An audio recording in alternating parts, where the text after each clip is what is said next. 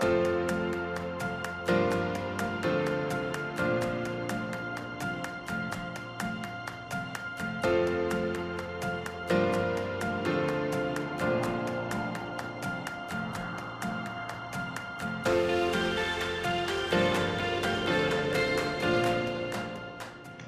thank you for coming out tonight. It's very much appreciated. As Ian just mentioned, today is March 15th, and it is the anniversary of the death of the assassination of Julius Caesar, and it has become known famously by William Shakespeare and his play on Caesar and the phrase, "Beware of the Ides of March." Julius Caesar was assassinated on the Curia Pompeii in the year 44 BCE. I'll get into BCE in a moment as far as its meaning, just to make sure that people understand that. But it was what would be considered to be 44 BC if we're looking at it from that time period. It's important to note, although this isn't really anything about tonight's discussion, is that the Ides of March was a period of time where religion was very much a topic of focus, and it was also a period of time when you paid debts. You reconciled the debts that you had. Historians have agreed that this definitely marks the turning point from the Roman Republic to the Roman Empire. And when I was thinking about giving this presentation and what it was that the message that I wanted to get across was, it's not that hard to really talk about the assassination of Julius Caesar. Certainly that is going to be part of tonight's discussion. But I think it would be beneficial to people to get a better understanding, if they're not so aware of it, of what the Roman Republic was about and what the Roman Republic meant to Romans. And then after the assassination of Julius Caesar, shortly after that, Rome would turn into an empire. And if anyone has ever been to Rome, you will see, and I'm going to show some slides of this, you will see a significant amount of monuments and primary source material that both depicts the Roman Republic and what it meant to Romans, as well as the Roman Empire. And I can also say this, the first course I took as a graduate student was on the First British Empire, which gets into late 16th century and throughout the 17th and into the 18th century. And there is a significant amount of literature that Britain, which of course is an extremely popular country in the world, has reflected back on Roman history as well as Greek history, and as well as some of the historians, both Greek and Roman historians, that a few of which I will end up mentioning tonight as well when I go through some of my sources. So to recap, tonight's presentation is going to be an overarching discussion, really broken down into three aspects: the Roman Republic, Julius Caesar's actions, what brought to his assassination, and then the subsequent Roman Empire that would follow. So before I get into the presentation, the last slide I want to show is that I am going to discuss some of the contemporary period historians of the time.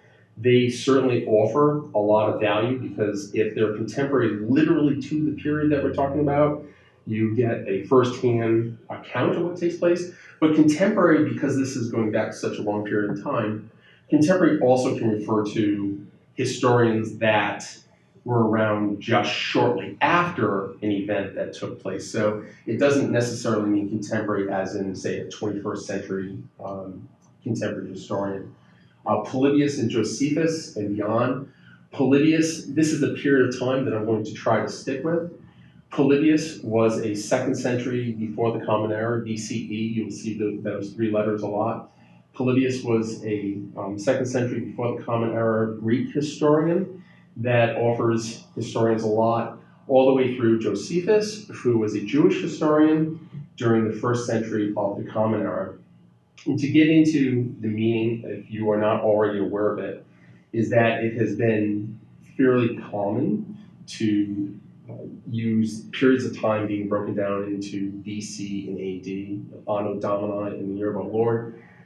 Historians of recent have become far more into the fashion of using the term BCE, which stands for before the Common Era, or CE, which stands for Common Era. So if you see something that says BCE, and in this case it would be 44 BCE, that would be equivalent to 44 BC, or if it's 27 AD, that would be equivalent to 27 Anno Domini, which would be of the Common Era. The other thing that I wanted to mention is that when historians analyze history, the further you go back in time, logic dictate, it gets a little bit more, you have to do a little bit more analysis, and some of that analysis may not always jive with what some other historians write, because there are some problems that historians run into. And a few of them that I'll mention is that during this period of time, during antiquity, there are instances where historians will be doing an analysis and the sources will be fragmented. So you'll have something written out on papyrus, but the papyrus might be ripped. So if a section of that papyrus or written document is not available, it then turns into different subjects of interpretation, okay? Because the interpretation could go different ways based on what is possibly missing that would have been written. We also run into, I'll just use this as an example, a historian may have written a 10-volume series about a historical event, but the volumes are incomplete. So there are only 7 or 8 volumes available. So again, the historian is left to try to figure out, okay, what did the other 2 or 3 volumes, what did they represent? And did they change what the original 7 or 8 volumes had to say? And then, of course, there's also utilizing Polybius and Josephus as an example. If you are taken against, say, your will to be a historian for those people in power, you then have to analyze whether or not what is written is not tending to favor those people that in power, that are in power. And then lastly, that gets into a subject that historians use, a subset of history, and that is called historiography. And historiography is simply put, the history of history. So if a historian, using this as an example, if a historian in the 5th century of the Common Era is writing about the Roman Republic, well, there's certainly going to be historians that have followed that historian, and because certain types of data become more available, or there's a different viewpoint, whether it be somebody of a minority group is now writing about a subject where it's not just the traditional historian. Gender certainly plays into a role where there's a lot more women who are historians as opposed to, say, 100 years ago. So you're going to have a different perspective. So the historiography then is likely to change, and certainly the advent and ubiquitousness of computers is definitely going to be something that is going to change, because what is in a library right now, say in France or England, is not that far from our fingertips if we're able to get into that source. So this is where it all starts. SPQR. I would find it challenging if anyone were to watch a movie about the Roman Republic where they didn't see this insignia. So SPQR essentially means, SPQR, I'm going to slaughter this, but I'm going to give it a try. In Latin is pronounced, I believe, Senatus Populesque Romanus. What that means translates into English is the Roman Senate and the people. And that's significant because Rome, again, once Rome became a republic and it had a Senate, it ousted King Tartan, it ousted him out, monarchy fell, and in the 6th century before the Common Era, the republic started. And the SPQR shows that the Roman people in the Senate, who was elected, that the two of them were one, that the Senate was representing the people, which certainly is considerably different than that of a potential king within a kingdom, where there's no election involved. You know, in this case, you do have senators at the start. We did have 1 year periods of time where the senators, you know, would speak for the people, and they then subsequently would go back in for another type of re-election. We see the acronym SPQR.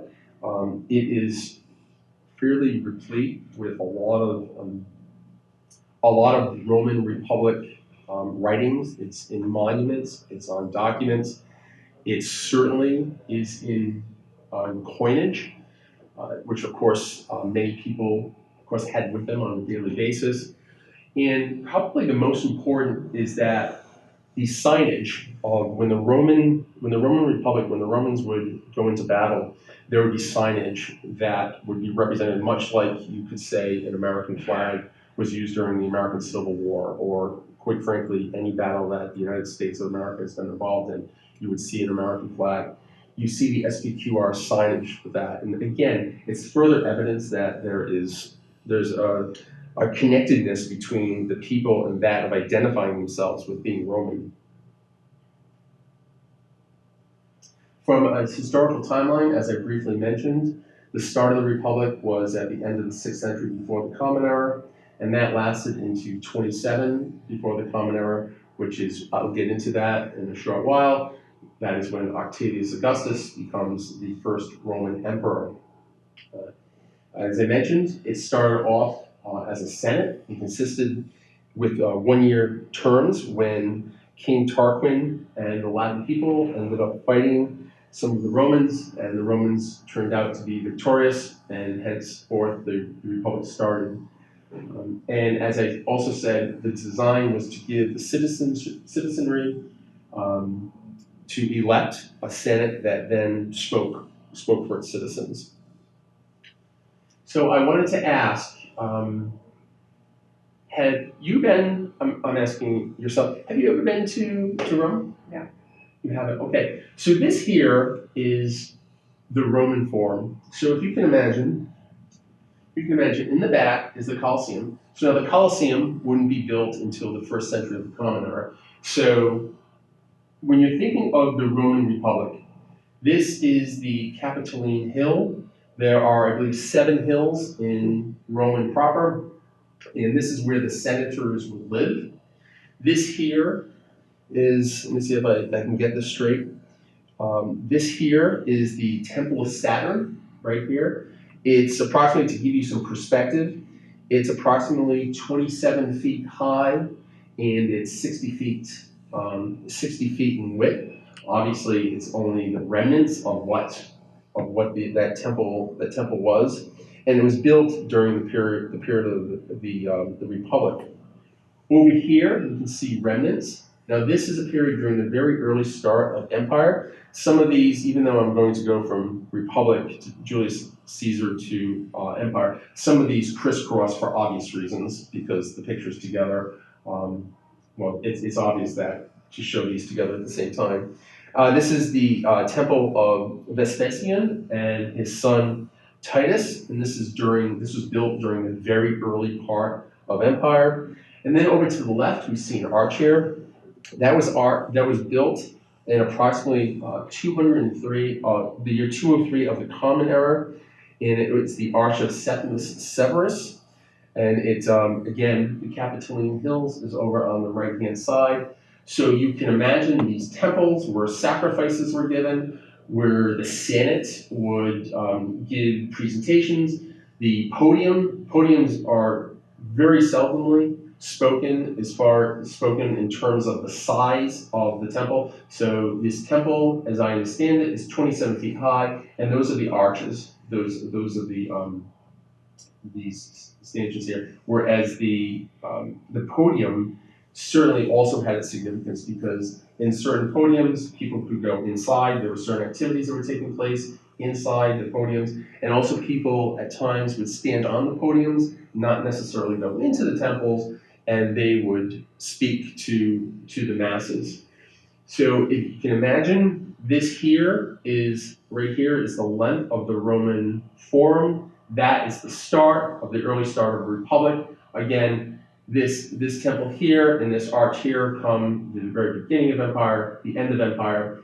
And then I believe if geographically I'm looking at this correctly, over here would be a slide they're going to show in a few minutes, and that is a slide of where the Vestal Virgins lived. Very, very significant group of people to the meaning behind Rome and that of the Roman Republic.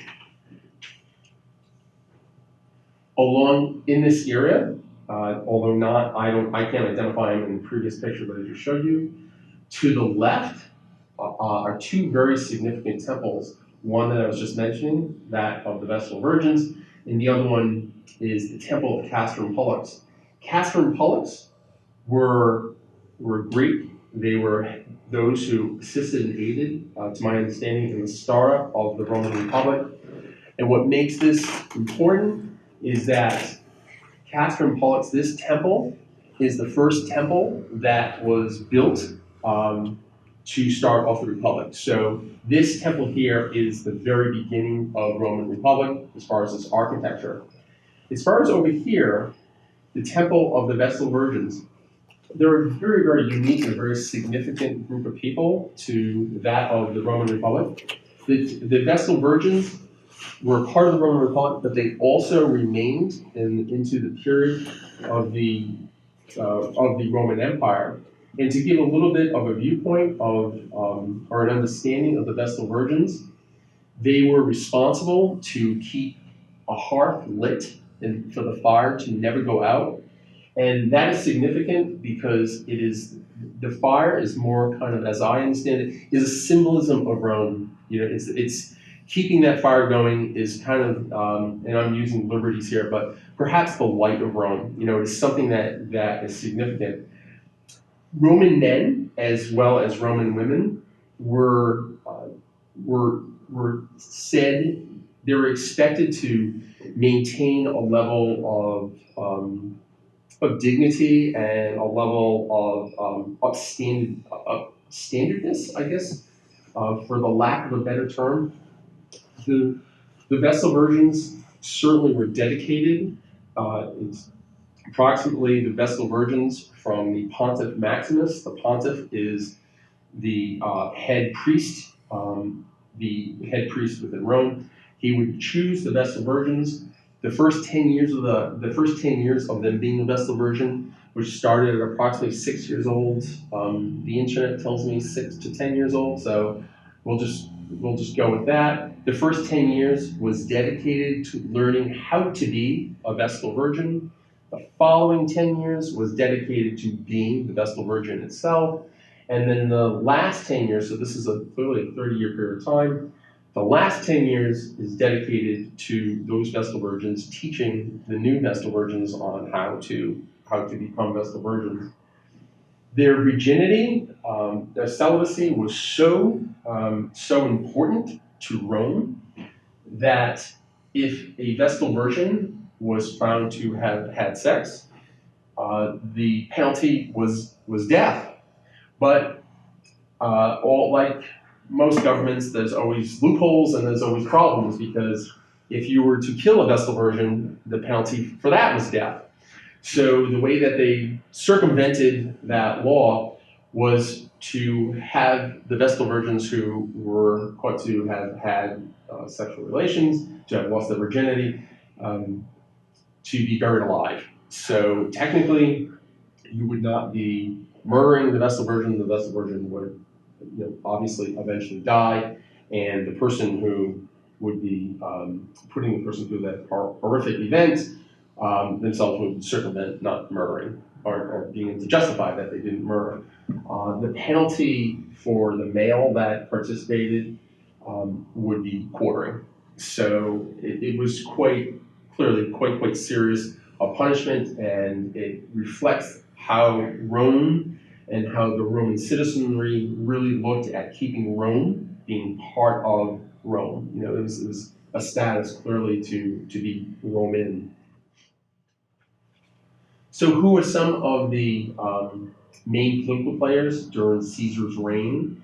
Well, it's important to know that it's actually quite significant to know that Caesar was in Gaul, which I believe is present day southern, in this period, it was present day southern France. He was in Gaul and he was involved in many military campaigns.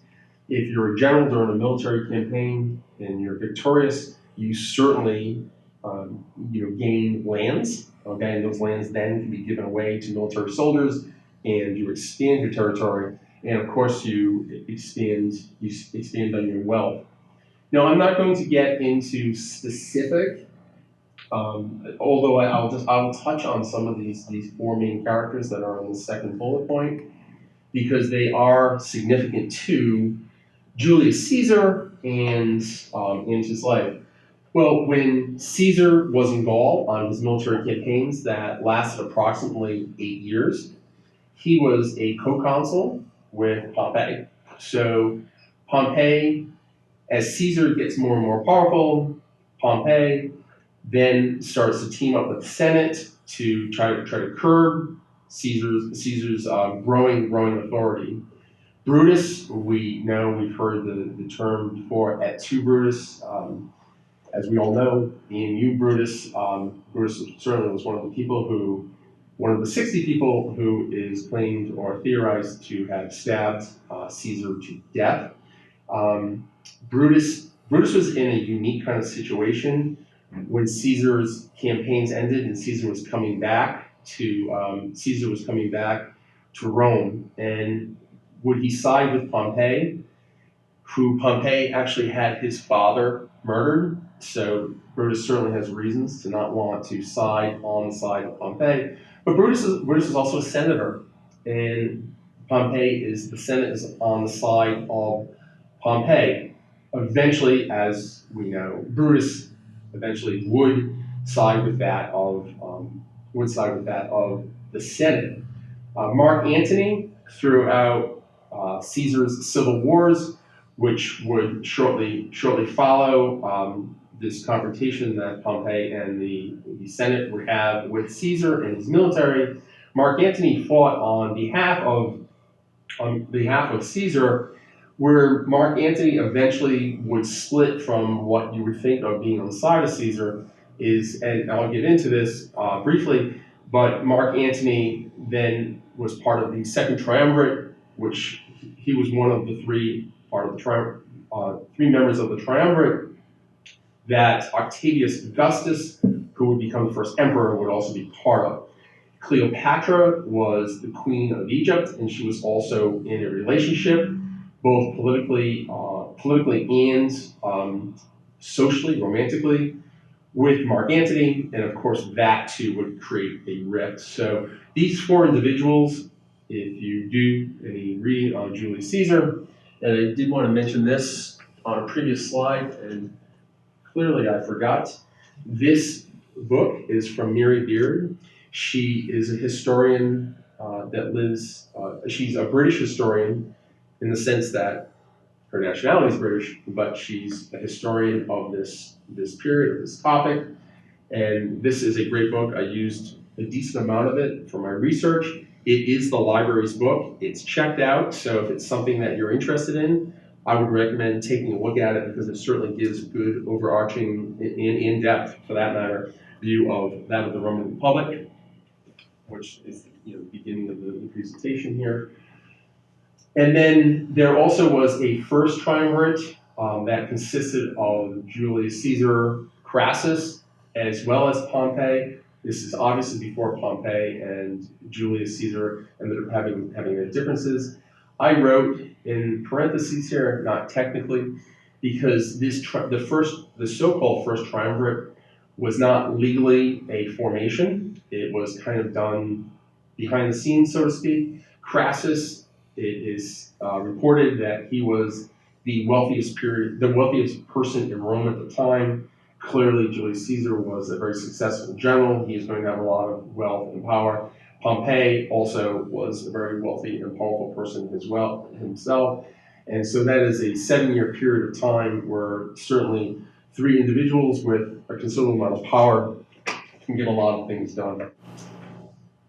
So leading up to the assassination, as I've mentioned, Caesar had a lot of victories in Gaul. He acquired a lot of great wealth and power. I know this is being a little bit repetitive. What the Senate, when you look at the second slide, when Pompey and the Senate wanted was, as Caesar was getting more and more power, that the Senate requested that Caesar relinquish his military, his army, and come back to Rome.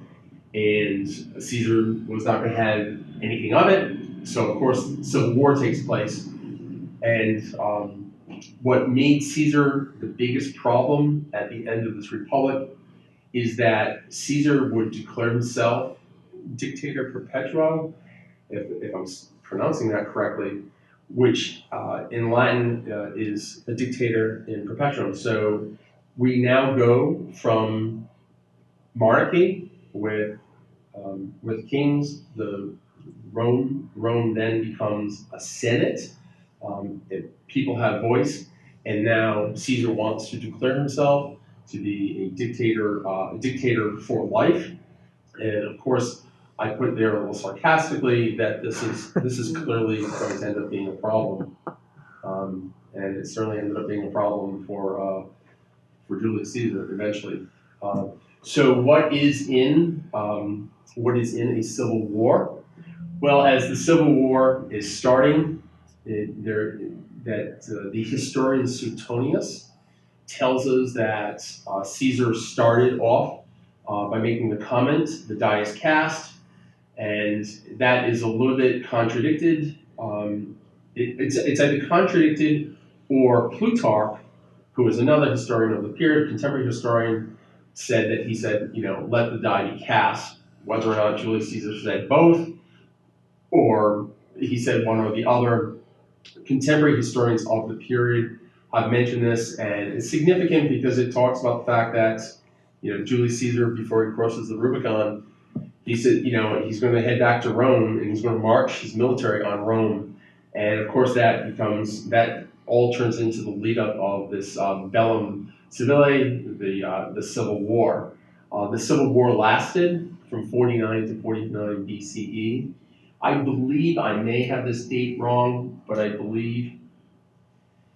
want to say it was in 48 BCE, before the Common Era, that Pompey is assassinated. It might have been a little bit later than that, but I believe it was in 48 BCE.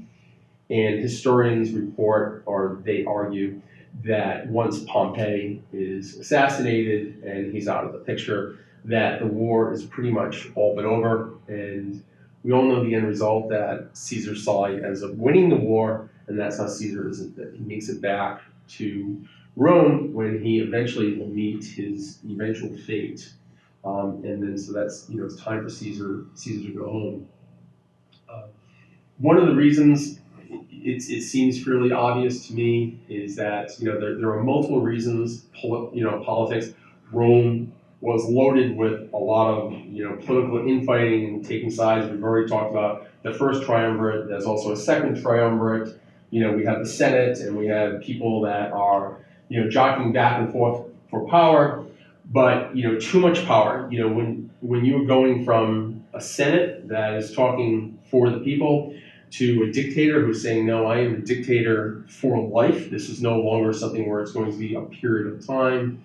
I wrote there, who doesn't want to be the king of kings, right? Because an emperor, you could argue actually even has more power than that of a king, who really just has kind of control over a kingdom, whereas an emperor is, ultimate control over an empire, which is generally quite large. The Curia Pompeii is the place where Julius Caesar is warned by a soothsayer, beware the Ides of March. Maybe he should have listened to him, because he clearly didn't. And as I had mentioned earlier, it is reported, some historians argue, that it was up to 60 senators that partook in the assassination, along with the famous Brutus, who had been close to Julius Caesar at a point in his life, to lead him to say "et tu, Brutus," that that famous saying. But can only imagine that they say today. I would argue that police officers or detectives in today's modern age would say that if somebody stabbed, clearly there weren't guns at this period of time, but if somebody is stabbed, that it's very personal, and I can't imagine that even if it was even remotely close to 60 senators, that there wasn't a lot of personal anger slash fear of Julius Caesar, because that is an incredible amount of people to end somebody's life in such a personal and brutish way, brutish manner. Excuse me. Moving on to the start of the empire. So Octavius Augustus, in 27 before the Common Era, is the first. He starts off as being Octavius. He then takes on the name Octavius Augustus. He is the grandnephew to Julius Caesar.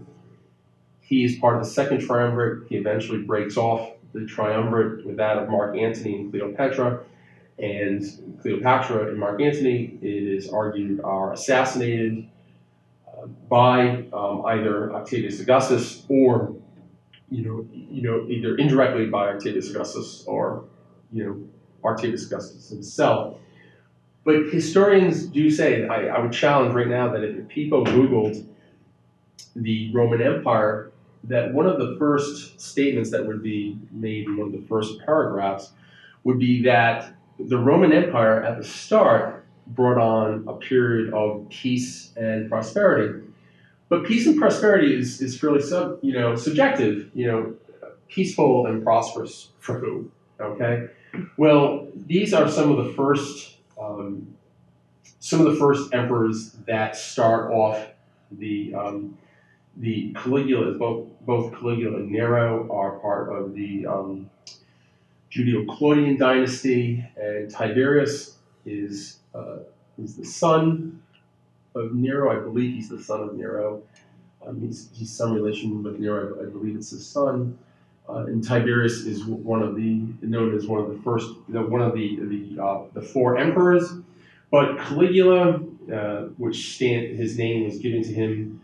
Caligula is the name that represents the word little boots. Just as a little sidebar, little boots was given to Caligula by the military. Caligula's father was, I believe, a military general, and that's where he ends up getting the name Caligula. But Caligula was, I don't feel as though I'm going far out on a limb by saying Caligula was a very, very brutal person. There are instances that's been reported that he certainly was not shy from sexual assault in some of its worst formats. He was quite cruel to those people who were his enemies. Nero, on the other hand, Nero is a very interesting character in the sense that I wrote, he's an emperor who played with fire and found himself on the run. When Nero was emperor, Rome did burn down, and although the study of history really is the study of interpretation. All of us right now can read the same primary source material, and we might have several different interpretations of what that material means. It's really, quite frankly, a matter of how you argue out using that evidence. I'm bringing that up because I had a history professor when I was taking a course on the Roman Empire. He was not arguing this. I don't recall him arguing this, but it was certainly suggested during one of the seminars that when Rome burnt down, the one group of people, and I believe this is certainly in the first century of the Common Era. I don't remember what year that Rome ended up burning down. Something that has left my forebrain. But the one group of people that would not really be terribly, terribly upset about Rome burning down would be the Christians. Because when the Christians first started their belief system in Christianity, one of the things that was believed was the second coming. So when all of society is starting to fall apart, that could be, and I say this very cautiously, could be viewed as the end of times, right? So you're going to be a group of people that perhaps are not as devastated as some of the other people. But Nero did eventually, this is fairly evident, Nero did eventually blame the Christians for the fire, and Nero burnt many Christians alive. So certainly there was a level of a mean streak to do that to anyone, let alone a group of people. And then Tiberius is also known as, he has been known as killing people by throwing people out the window of where he lived. He defenestrated them, throwing them out, either off the top of the building where he lived or from inside the building. But he has been known to have killed people in that manner. All of that said about these three very pleasant people, sarcasm, those they did from political standpoints. There's evidence to support the fact that they did have treaties that kept a level of peace within Rome. They did have they were successful in trade, so that did bring wealth. So from a political standpoint, it really is your perspective. From a personal standpoint. Okay, I'm going to stick with my previous argument, but from a political standpoint, some people may not have looked at it as being that bad. If you're one of the people on the outside, if you're one of the people on the inside, not from the outside, looking into where all the power is. The start of empire. I mentioned earlier that it's 27, the year 27 before the Common Era, which lasted. This becomes argumentative. 380 Common Era, and the Roman Empire was vast. I'm going to talk about this in a little bit about how it stretched eastward all the way into Anatolia, which is present-day Turkey. I think it's more specifically Istanbul, but Anatolia is probably 1,400 miles from the center of Rome, and that's just in one direction. So I mention that because an empire is not just going to fall overnight. So it's going to be argued that the empire fell at different times. There are even some historians that argue that the Roman Empire never fell. That it just transitioned into Germanic tribes, what have you. I don't ascribe to that belief. I believe that it did fall. You just have to look at some of the architecture that access to fresh water and infrastructure and the Colosseum, et cetera, to see, in my opinion, that they were doing quite well for themselves politically and infrastructure-wise until the start of the early Middle Ages. This is the first part of the 4-year empire. I did mention that some historians have talked about there being peace and prosperity. That generally would go with what is referred to as, in the Roman Empire, as the Roman Principate. The Principate precedes the Dominate. The Principate lasted, I believe it was until the mid-3rd century of the Common Era. And what the Principate is essentially saying, as I understand it, is that the Principate is that you have an emperor, but they still hold on to some of the Roman Republic's way of doing business and doing politics. And then, as I mentioned a few minutes ago, the eventual ultimate power. You get some of these emperors, and some of them were very good for Rome, and some of them did some very bad things. And the three individual emperors were just three out of the hat. And I figured as though that, well, Caligula stands out on his own, in my opinion, but 3 out of many that did some things that weren't so good, but also, like I said, did do some things that were good. Well, when you have ultimate power, one thing you want to do, and we see this with politicians today, although anyone who knows me knows I'm not a political person, and I'm not going to be. Hopefully none of this comes across that way at all. But people in power, one thing that they certainly want is they want to be remembered, okay? This here is known as the Res Gestae di Augusti.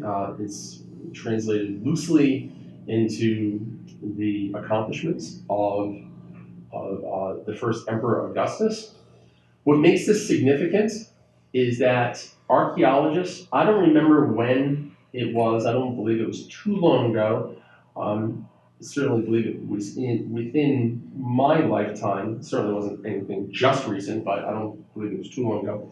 3 of these Res Gestae were unearthed in Anatolia. And as I was saying earlier, that's in Turkey, it's approximately 1,300 miles away. That's how far the Roman Empire at this period of time stretched.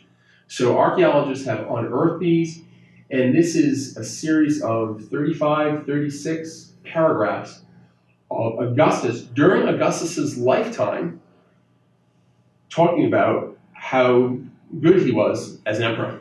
So you can see that there's a level, I don't know if I want to say hubris, but there certainly is a level of self-fulfilling arrogance and self-promotion. But we have seen propaganda throughout all of time immemorial, and we will, I'm sure, long after we're no longer here. Propaganda in many fashions works, and certainly Augustus believed in it, because if 1,300 miles away, you're going to find these in present-day Turkey on the outskirts of that time of what would be the Roman Empire. Certainly, that's telling in and of itself. So, what's in an arch? This is the Arch of Titus. Okay. This was built at the very end of the 1st century of the Common Era. Titus and his dad, well, it was more specifically his dad, Vespasian, son Titus. So it's an arch dedicated to the both of them. In Judea, there were two Jewish revolts. This represents the first Jewish revolt. I believe that this is when, I'm almost certain that this is when the historian Josephus, well, I know it is. This is when the historian Josephus eventually ends up going to Rome under the Vespasian Roman emperor family. But here are 2 pictures of, and these are both in the Roman Forum. Here are just 2 different pictures of this triumphal arch. Here we can see that this is a menorah that is depicting the ransacking of the Jewish temple. And then here is another, I mean, these arches are loaded with many types of reliefs and inscriptions like this. These are just 2 that I wanted to point out so people could get a general idea of what it was that the Romans wanted to identify themselves as. This is the largest triumphal arch, or largest arch, to my understanding, in Roman proper. If you were to be right here, if my geography is correct, this would be the Colosseum. And so if the Colosseum is to your back, this is the Arch of Constantine, which was built in the 4th century of the Common Era. And here would be the Roman Forum, and then just off to the right would be the Imperial Forums, where we see some of the temples and some of the arches that I've already talked about. What is significant about this arch is this. This is perhaps, I know you can't see this, I can barely see it myself, but you can see the SPQR. Again, this arch is built during the height of empire, yet the person who built this arch made it a point to talk about the significance of the Roman Republic. So that can be interpreted, I'm sure, many different ways. What I've read and what I would agree with for an interpretation is that it was, nothing was being hid. The fact that Rome started off as a republic, and this is being built during the height of the Roman Empire. And this is a relief that is on one of the sides of the arch. And as I have read, it is Constantine, I believe he is in the center here. Constantine is talking to the Roman people, again showing the relationship that the Romans have not only to their emperor but to that of being Roman. And this is one of the last slides that I have for you. This is not in Rome. This is in present-day Lebanon. This is, again, it depicts the empire's far reach. This is the Temple of Jupiter. Jupiter was considered to be the highest form of religious dedication, and this is the largest temple that's in existence. It was built right at the start of empire. It is an area where oracles existed. There would be people who would be talking about the future, which I find to be a little ironic when we consider tonight's presentation that Julius Caesar ignored that of a soothsayer, giving him forewarning himself. And then in summary, just to recap, the Republic was a period of war and expansionism. A lot of times people aren't really thinking of the Republic as being one of really war and expansionism, but certainly it did. Julius Caesar, his desire for ultimate power would eventually, I would argue, turn into a significant part of his eventual demise. And the empire did last for 400 years, and it started off as a principate. The one thing I do want to mention that I failed to mention, and it's just kind of like a little bit of a trivia question, but it's a sad note, but it's also something that I have read and I found it interesting to talk about some of the cruelty of how some of these people of Rome that were in power. So if you were a senator at the time, just much like today, if you're in a high political position then or now, you were generally a person of means. Okay, there's no doubt about that. Unlike that period, if you were an actor, you were at the very low stratus of the social stratus. Unlike today, if you're an actor, I mean, people, take advice from, political advice from actors, or they take religious advice from actors, or whatever it may be, and they kind of, I think, I'm losing the point that they're an actor. But, and again, I'm not trying to come down on anybody, but what I did want to get at is that, and this is almost difficult to fathom, but plays were very, very common during this period of time. There were a lot of plays that took place.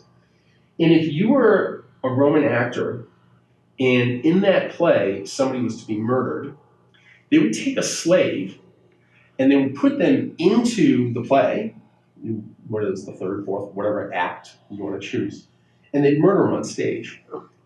So you try to, like, it's interesting as historians, you're always trying to put yourself into the mindset of the period of time. I don't want that to come across where I say, oh, these things happen, so therefore it's all well and good. But certainly, you try to understand the concept of what some things were going on that you would literally, I cannot imagine being a slave knowing that you're going to be murdered, to be, here comes the third act, and lights out.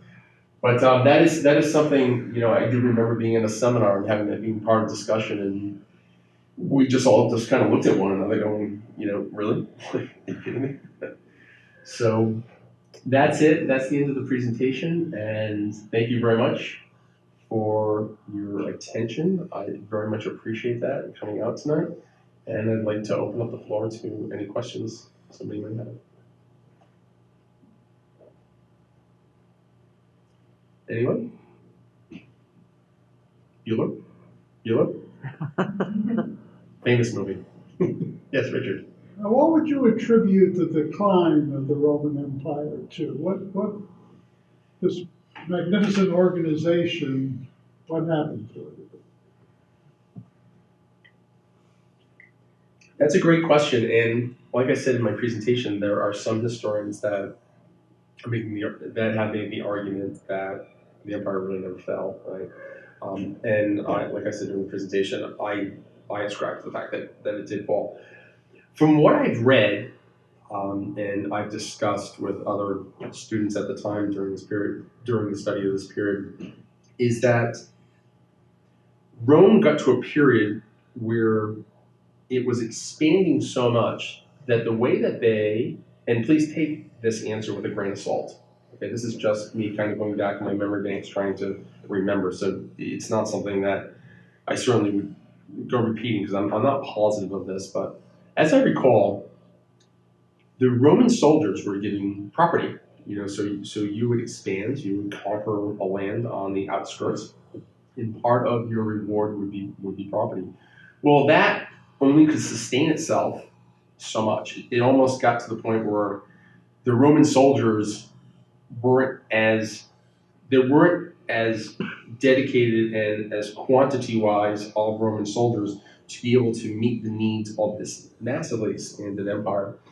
So the Romans then employed Germanic mercenaries to kind of come in. So you have and it seems a little discombobulated. The Romans are kind of fighting the Germans on the outskirts, right? And so how would you have them come in and be part of your side? But of course, on everything politically, there's always levels of grayness, right? So you might have somebody that might say, okay, well, I'll be a German mercenary because maybe I can make money, or maybe I think your side's going to continue to win.